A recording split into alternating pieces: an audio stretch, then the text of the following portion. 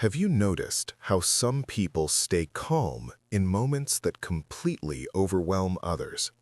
Not because they care less, not because they're stronger, but because their mind works differently under pressure. And once you understand how, you can't unsee it. Two people face the same stress, same deadline, same criticism, same conflict. One becomes scattered. Thoughts race, emotions spike, sleep disappears. The other stays composed, clear, grounded, focused. Same pressure, completely different response. Why? Stress doesn't break people.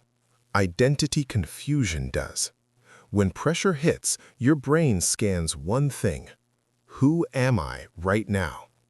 If your sense of self is stable, your nervous system stays regulated. If your identity is fragile, your nervous system panics because pressure threatens who you think you are, and the brain treats identity threat like physical danger. This means emotional spirals aren't weakness, they're instability. And that raises a harder question. What makes one identity stable and another collapse? When pressure hits, some people think, I'll figure this out. Others think, I can't fail. One mindset regulates, the other suffocates. Because when your worth depends on performance, every challenge becomes a threat to survival.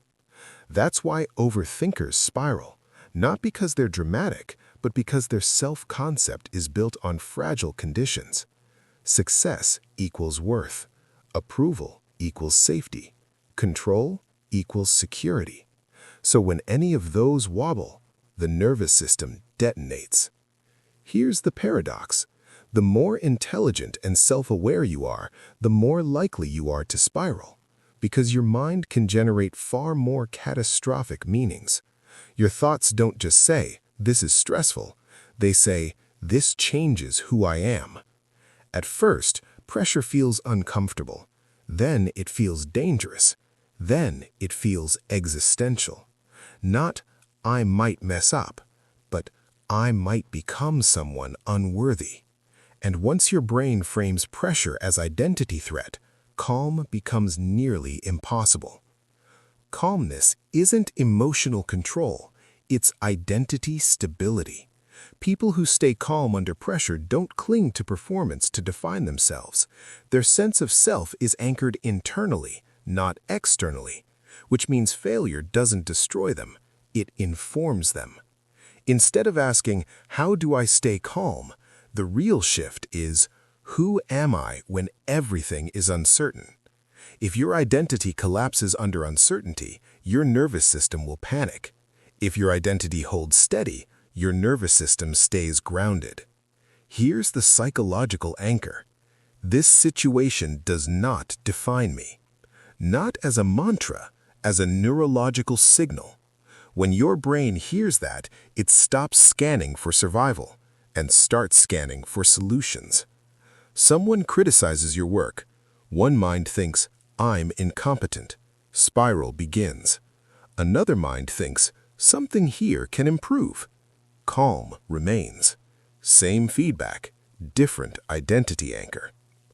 What makes one identity stable and another collapse? Coherence.